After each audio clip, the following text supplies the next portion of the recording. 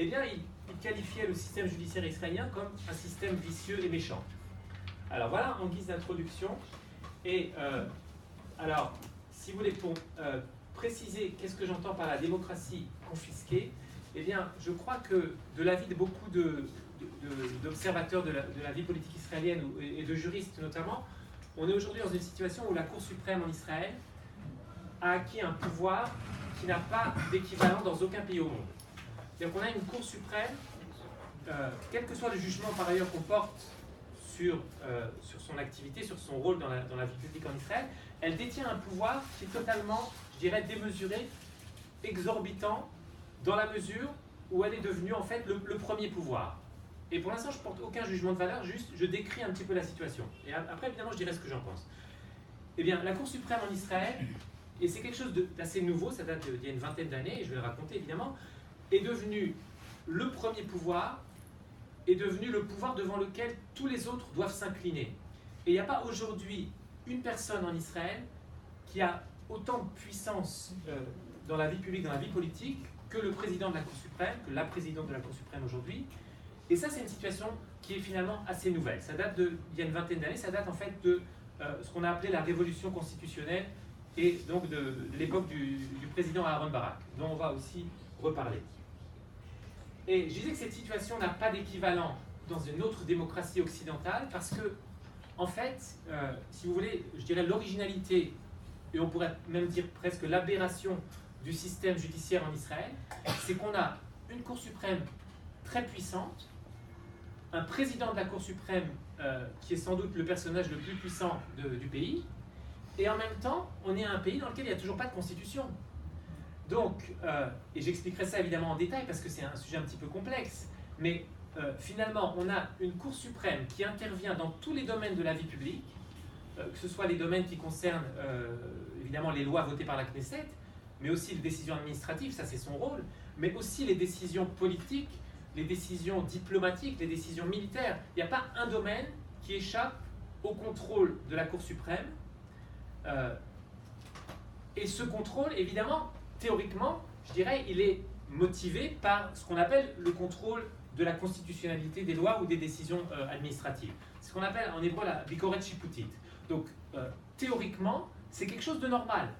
Si vous lisez un manuel de droit constitutionnel, de droit public israélien, vous verrez que le système judiciaire israélien est extraordinaire, c'est un des meilleurs au monde. Grâce au juge Barak et à d'autres, on a une démocratie qui fonctionne aussi bien que les plus vieilles démocraties du monde. Donc sur le papier, tout est très beau. Mais dans la pratique, et si vous lisez les journaux, vous regardez la télévision comme moi, vous voyez bien qu'il y a un problème parce que la Cour suprême, en même temps qu'elle a acquis ce pouvoir exorbitant que j'ai évoqué, que je vais décrire plus en détail, elle a aussi vu sa popularité décroître progressivement dans le public. Et de l'institution qui était autrefois la plus respectée, elle est devenue aujourd'hui, je dirais, un sujet de controverse. Ce qui, dans une démocratie, n'est pas normal. En principe, les juges sont au-dessus de la controverse politique. Et la Cour suprême en Israël, elle est en plein dans le débat politique. Alors, je vais donner juste quelques exemples pour, si vous voulez, pour que vous compreniez un petit peu l'acuité de la question. Au cours des derniers mois, la Cour suprême a annulé 4 lois qui portaient sur des sujets très différents. Je ne sais pas si je me rappelle des 4. Il y a eu la loi sur la conscription des juifs orthodoxes, évidemment un sujet brûlant en Israël, comme vous le savez. Il y a eu la loi sur l'imposition du 3e appartement, donc une loi en matière fiscale économique qui avait aussi une importance qui était soutenue, je crois, promue par le parti de Kahlon. Et il y avait aussi la loi sur les mistanénim. En tant qu'habitant de Tel Aviv, vous savez très bien l'acuité de ce problème. La loi sur les immigrants clandestins. Donc, depuis des années, Israël essaye de régler ce problème et est parvenu finalement à des accords diplomatiques avec certains pays d'Afrique. Et une fois de plus, ce n'est pas la première fois, c'est la énième fois que la Cour suprême intervient sur ce dossier. Elle a annulé la récente loi votée sur ce sujet par la Knesset. Donc, la Cour suprême intervient régulièrement et de plus en plus fréquemment. Parce que j'écoutais encore, ou je lisais récemment la description du système judiciaire israélien par un juriste sur le site du Conseil constitutionnel français, qui décrit un petit peu les autres démocraties, et on dit la Cour suprême en Israël, se caractérise par sa mesure et sa prudence dans l'intervention dans la vie politique. Ce qui évidemment elle est complètement faux, c'est le contraire. Donc cette intervention elle est de plus en plus grandissante et on ne sait pas où ça va s'arrêter. Au point que les derniers développements, c'est que la Cour suprême, la présidente qui vient d'être élue à la tête de la Cour suprême, Esther Hayout, elle s'inscrit dans cette ligne d'interventionnisme, ce qu'on appelle d'activisme judiciaire croissant, et elle envisage maintenant, la Cour suprême envisage de pouvoir même annuler ce qu'on appelle une loi fondamentale. Non seulement une loi normale de la Knesset, mais même une loi fondamentale. Donc il n'y a aucune limite pour l'interventionnisme de la Cour suprême. Il n'y a aucun domaine, comme je disais, qui échappe à son contrôle, à son intervention. Et vous connaissez, vous habitez en Israël, pour certains depuis plus longtemps que moi, vous vous rappelez par exemple que la Cour suprême est intervenue dans des domaines aussi sensibles que, je ne sais pas, le tracé de la barrière de sécurité, quand la barrière de sécurité a été construite.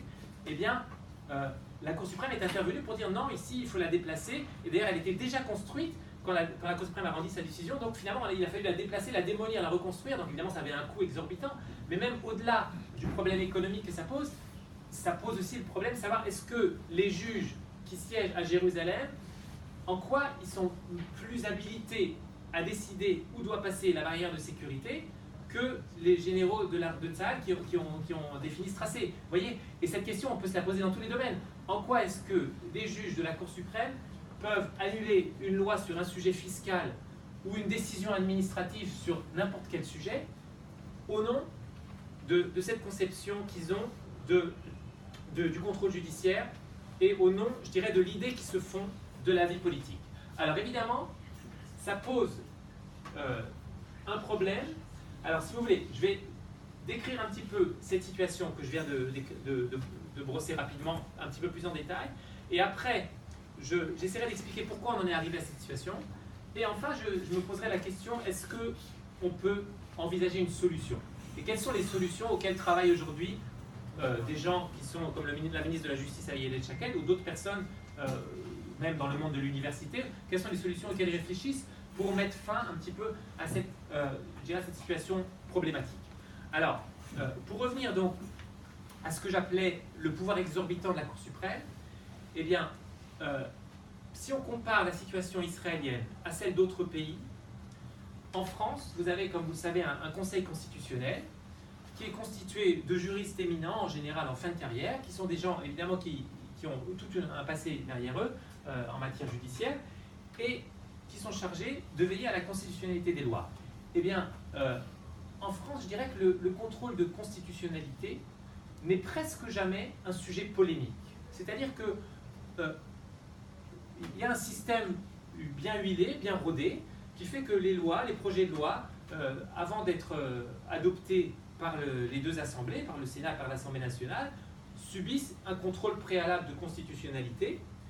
Et en principe, tout ça n'est pas un sujet polémique. Pourquoi?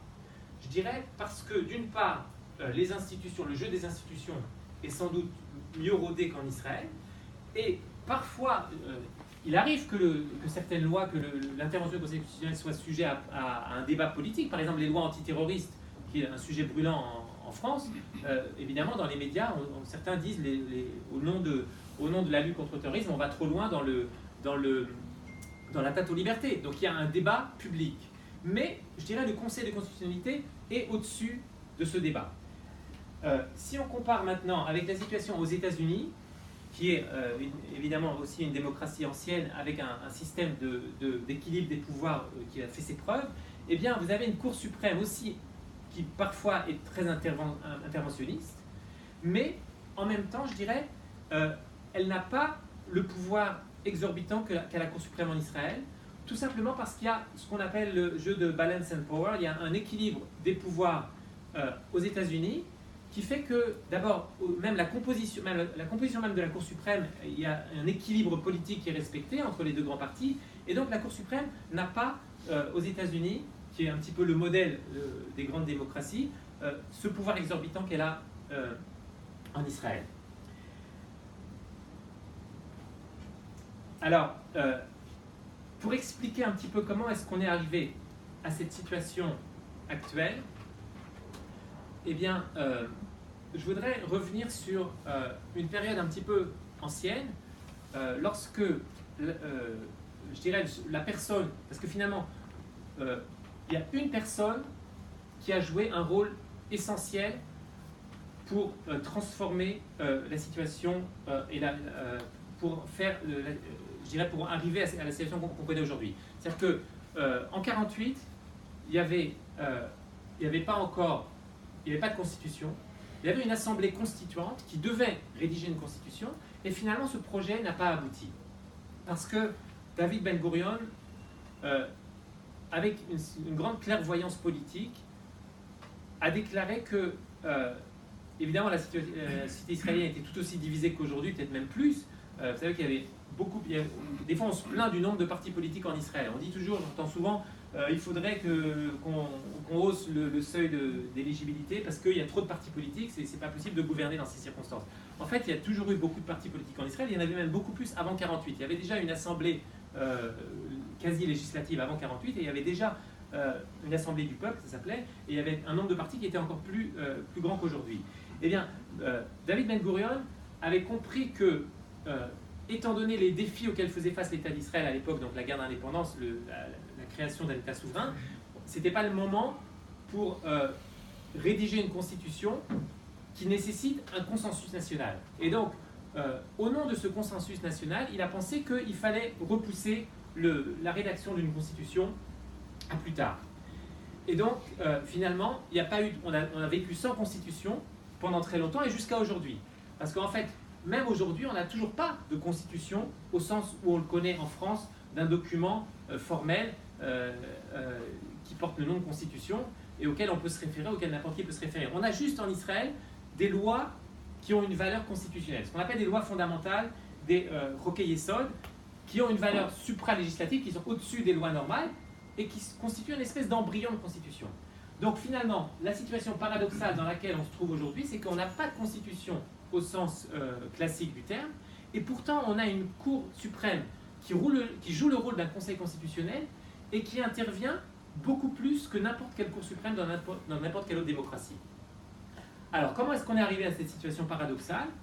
Eh bien, je dirais qu'il y a beaucoup de facteurs évidemment, mais pour